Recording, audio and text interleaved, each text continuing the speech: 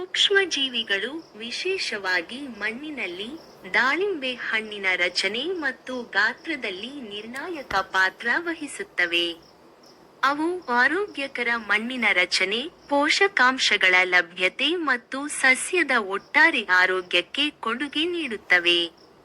ಇದು ಹಣ್ಣಿನ ಬೆಳವಣಿಗೆ ಮತ್ತು ಇಳುವರಿಯ ಮೇಲೆ ಪರಿಣಾಮ ಬೀರುತ್ತದೆ. ಹೆಚ್ಚುವರಿಯಾಗಿ, ಕೆಲವು ಸೂಕ್ಷ್ಮಜೀವಿಗಳು ಸಸ್ಯ ಬೆಳವಣಿಗೆಯ ನಿಯಂತ್ರಕಗಳನ್ನು ಉತ್ಪಾದಿಸುವ ಮೂಲಕ ಅಥವಾ ಸಸ್ಯದ ಪ್ರತಿರಕ್ಷಣಾ ವ್ಯವಸ್ಥೆಯೊಂದಿಗೆ ಸಂವಹನ ನಡೆಸುವ ಮೂಲಕ ಸಸ್ಯಗಳ ಬೆಳವಣಿಗೆ ಮತ್ತು ಹಣ್ಣಿನ ಗುಂಪಿನ ಮೇಲೆ ನೇರವಾಗಿ ಪ್ರಭಾವ ಬೀರುತ್ತವೆ.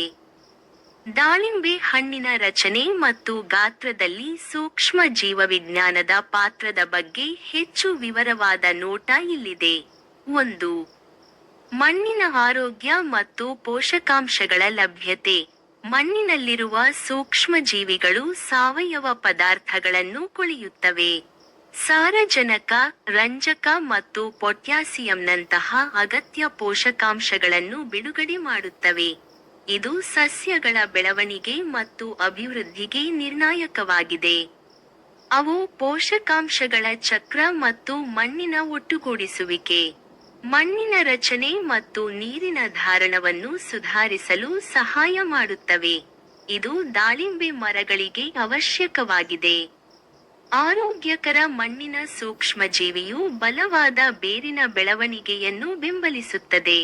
ದಾಳಿಂಬೆ ಸಸ್ಯವು ಪೋಷಕಾಂಶಗಳನ್ನು ಪರಿಣಾಮಕಾರಿಯಾಗಿ ಹೀರಿಕೊಳ್ಳಲು ಮತ್ತು ಹಣ್ಣಿನ ಉತ್ಪಾದನೆಯನ್ನು ಹೆಚ್ಚಿಸಲು ಅನುವು ಮಾಡಿಕೊಡುತ್ತದೆ. 2. ಸಸ್ಯಗಳ ಬೆಳವಣಿಗೆಯ ನಿಯಂತ್ರಕಗಳು ಮತ್ತು ಹಾರ್ಮೋನುಗಳು. ಕೆಲವು ಸೂಕ್ಷ್ಮಜೀವಿಗಳು ಆಕ್ಸಿನ್ಗಳು, ಗಿಬ್ಬೆರೆಲಿನ್ಗಳು ಮತ್ತು ಸೈಟೋಕಿನಿನ್ಗಳಂತಹ ಸಸ್ಯಗಳ ಬೆಳವಣಿಗೆಯ ನಿಯಂತ್ರಕಗಳನ್ನು ಉತ್ಪಾದಿಸುತ್ತವೆ. ಇದು ಸಸ್ಯಗಳ ಬೆಳವಣಿಗೆ